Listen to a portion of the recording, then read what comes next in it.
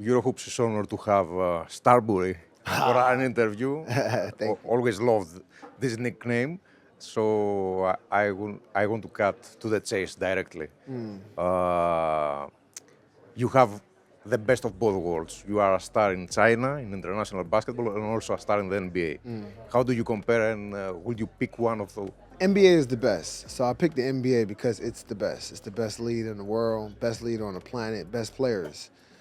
Everything is the best, from how the lifestyle, living, the way they travel, the way they train, the locker rooms, everything is perfect. Everything is perfection in the NBA. China is evolving, is growing. I love China for a base for my foundation and what it is that what I've done basketball wise. China helped grow my game. Actually, I played better. I feel like I played better in China than I played in the NBA. When I went to China to play, I started back focusing more on my fundamentals. So to be able to go back, into your game where you start focusing more on your fundamentals opposed to working on another move. Because in the NBA, you got to continue to add moves every year. You got to have at least 1 to 2 moves every year. But in FIBA rules, you have to know how to play the game. You got to pass the basketball the right way. You got to know how to shoot the basketball. You got to be able to handle the basketball the proper way. Cut, backdoor, all of the stuff that comes with playing the game. That's what I love about China. So China gave me how would I say? They reintroduced me to The game. to the game where you have to go to practice for 3 hours and do stuff that you did when you was like 10. Okay, glad to hear this because this is a great assist, like the ones you were giving on the court. So now that naturalized players are a big part of the FIBA game, you have already played for Team USA, of course. Will you consider on your playing days to be part of Team China, to be a naturalized player for China? If I was able to do that during that time, and if I didn't get picked, I would. Do you If I think didn't that? get picked by the US, if I didn't get picked by USA, I would have done that if they did that. So, what is your reply to What NBA is my players? what? My Your reply to NBA players that are now turning into media talking heads, like Gilbert Arenas, and always have something to say, which usually is bad about the FIBA game and players overseas. Gilbert Arenas probably never even played international basketball before. I'm not gonna make a comment about what he's saying for clicks. I love Gilbert Arenas because he speaks his mind, but he's also like a comedian character. Like he's establishing himself as this type of person when you watch that type of content. That's it. So you should expect that from him. You know what I'm saying? It's more of like that. I don't think people should take it too personal when he says things, because he's not literally saying things. Paul Pierce made a comment and he retracted. I think that is more like that space. Paul is in a different space. Gilbert is in a space of podcasts supported by a gambling company. We're talking about, It's a different it's a context. different world, different world. So, you can't look at it like that. What do you remember from your experience in Athens with Team USA? Oh, I mean, we lost. And in Argentina, they played well, and the game was growing, and other teams were playing well, and the game has even grown exponentially from then to now. I've been playing FIBA basketball since I was 14. So I played Junior Olympics in Argentina, won a medal, played Junior Olympics in Greece. So, to be able to see guys playing in the Olympics is huge. It's a big thing. How do you believe that this perception can change in the US about players moving overseas? People have been going overseas, playing overseas for a long time. It's being magnified now because social media is different. It's not the same. Content is king. It's completely different in how the game was 20 years ago opposed to 30 years ago. Think about how the game was 30 years ago and then 20 years from that 30 years. Big jump. Just like from when we played, our draft class, 96. You know, you look at that draft class from that time to now, that's 1996 is 2024. Look at that gap. Look how many people have come You still that far. you still got Pedja in that draft also. You got Stojakovic, you got Elgaskis, Potapinko. Yes. You got a lot of guys. You know, you got 3 pros from overseas. So you can see the evolvement of the game.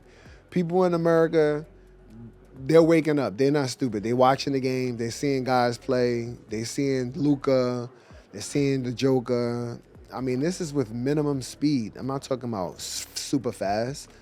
We're talking about skill, understand the game, being able to shoot the basketball, pass the basketball the proper way, knowing how to read, react, all of these different things that you need to be consistent when you're playing basketball. That is what goes on in international basketball. It's just a way of how the game is played, and it's beautiful. NBA is a completely different game. In America, we're geared towards trying to learn.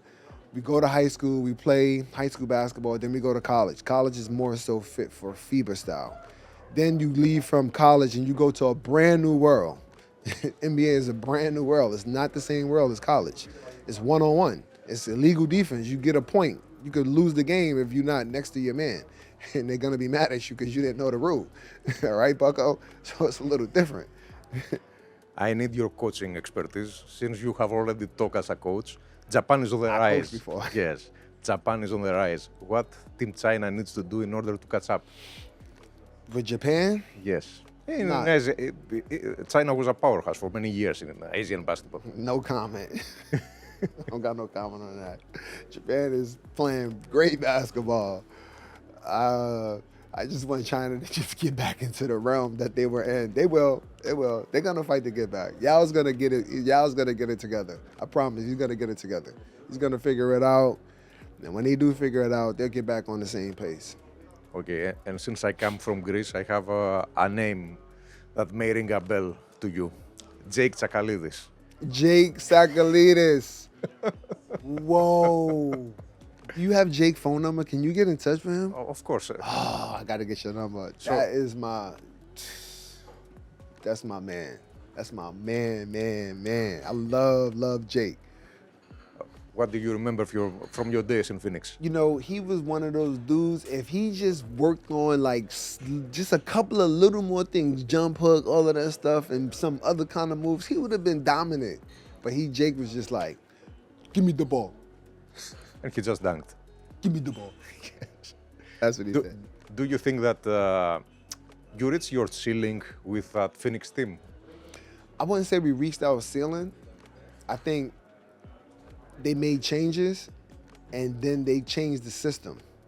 The year we made it to the playoffs, the second year we came back, they didn't run the same system. They ran a completely different system, which was like, why are we doing this? We just had a nice flow. We had everything moving. You know, our guys was getting easy shots. We had nice, and then they just went down to like pass. Okay, he's gonna score. Anyway. Seeing how the NBA is now trying to spread all over the world and expand in very different ways, like the Ball League, do you consider yourself a pioneer? I consider myself as one of the pave layers. I was part of the team that I'm part of the 5,000 man crew that played in the NBA, and then after the NBA branched out and did something completely different, because it's not that many people that played in the NBA historically. Maybe 5,000 plus, maybe. Globally. Like globally, all over the world, US included, maybe 5,000. And I need your expertise for one last question. What about the upcoming FIBA World Cup? We are in the Olympics, but what we should expect in Qatar? I think what we're going to expect is Qatar's gonna put on a display. they're gonna advertise for basketball so that people never want to leave. And then when we go there to play basketball and we watch the games, they're gonna be so excited about what they did that we're gonna forget. And then it's gonna be great games. Do you feel that it's going to be the biggest ever? I potentially feel like they are setting up to make it the biggest ever. I don't know if it's gonna be that, but I think that from the way how their airline is, I'm thinking about what they're gonna do. I'm like, this is gonna be special, and I just hope that I can be there. You will be. I hope so. Thanks for having Thanks, us. Howard. Yeah.